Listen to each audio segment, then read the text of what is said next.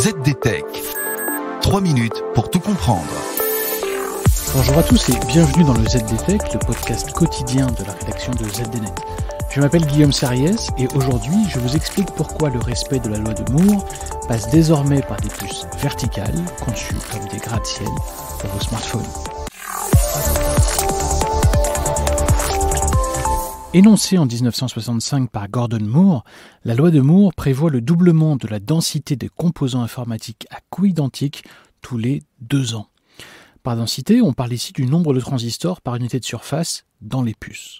Reste que si la loi de la gravité est implacable, la loi de Moore, elle, est beaucoup plus aléatoire. Concrètement, pour que cette loi de Moore continue d'être vraie pendant encore quelques années, industriels et chercheurs disposent de 3 leviers d'action.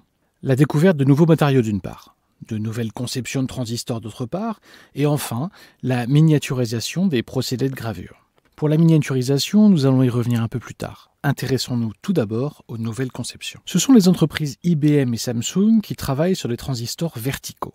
L'idée de ces transistors d'un nouveau genre est de réduire la consommation d'énergie de 85% par rapport aux transistors utilisés dans les puces actuelles, qui sont de forme plutôt plate.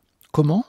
Eh bien, la verticalité permet de placer toujours plus de puissance dans les puces en y empilant les transistors en quelque sorte. Dans une conception verticale, les transistors sont donc positionnés perpendiculairement à la puce plutôt que horizontalement. Les transistors ne sont plus les uns à côté des autres, mais bien les uns au-dessus des autres, de quoi proposer toujours plus de densité sur un espace donné. Chez IBM et Samsung, cette conception verticale est appelée transistor à effet de champ à transport vertical. À noter que dans le monde du stockage, l'architecture verticale n'est pas tout à fait une nouveauté.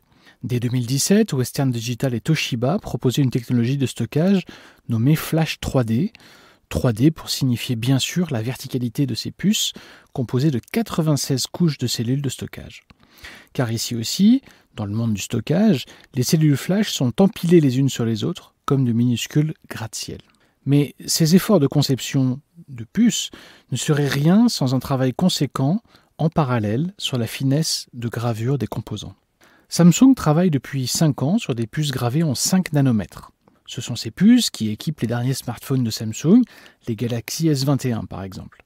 Mais IBM teste une finesse de gravure 2 fois plus fine. Oui, le géant de l'informatique mise sur une puce à conception verticale et gravée en 2 nanomètres. Un test est en cours avec une puce de la dimension d'un ongle qui contient, tenez-vous bien, 50 milliards de transistors. Et voilà, normalement on a fait le tour du sujet. Pour en savoir plus, rendez-vous sur zdnet.fr et retrouvez tous les jours un nouvel épisode du ZDTech sur vos plateformes de podcast préférées. ZDTech. 3 minutes pour tout comprendre.